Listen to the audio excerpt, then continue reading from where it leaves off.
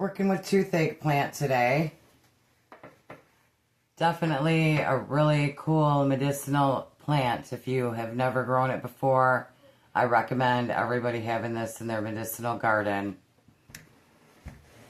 If you don't have teeth, you at least know someone that do, and tooth pain is no joke. So this actually works to numb the tooth pain pretty quickly. It's very, very potent, and all you do is take the buds and have them dried on hand.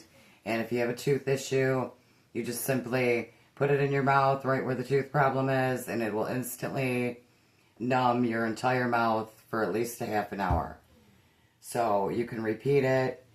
It's really safe to use. It's a natural antibiotic and antiseptic. It's also anti-inflammatory. So if you have an abscess tooth going on or whatever, this is very powerful stuff and something to keep on hand until you can get that looked at, if you even need to go do that.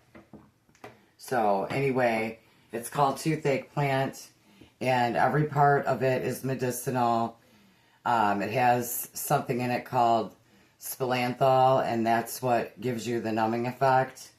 It also works topically for inflammation, so you could add it into a carrier oil like coconut oil or olive oil, the dried buds, and use it topically, and it would work towards inflammation there.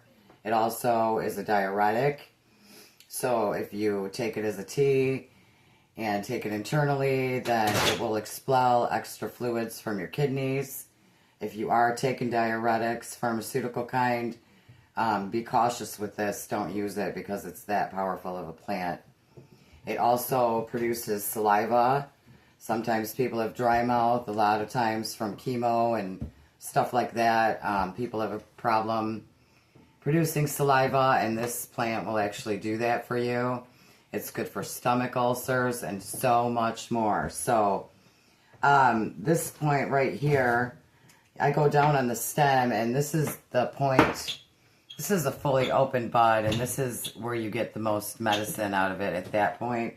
So I just am cutting off the stems, saving the stems and leaves, and I'm collecting the buds, and I've already dried some out for tincture.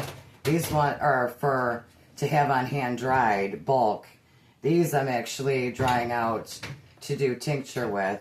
So I collect every stage because I like the entourage effect. I just don't use the bigger ones.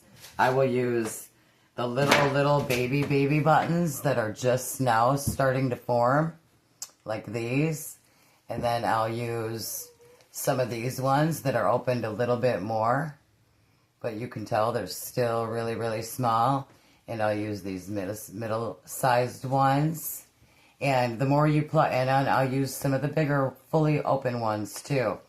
I'll also do some leaves and stems in my tincture because I like to have the entourage effect. Like I said, a little bit of everything in my tinctures. So I'll dry this all out. Once it's all dry, I'll fill up a quart jar halfway with my toothache plant material, the buds, the leaves, and the stems, and then I will top the jar off with 100 proof vodka, and I will label it and mark it, and it'll sit in a cool, dark place for 6 to 8 weeks is when it will be ready. I leave mine for 6 months, but to each their own. And you will get some medicinal benefits after 6 to 8 weeks, but I don't like to rush Mother Nature. That's why I usually wait the 6 months. So I hope you found it useful, and definitely look into the toothache plant. It's a cool plant to grow, and the benefits are just amazing. Really, really potent antibiotic, anti-inflammatory. Look it up.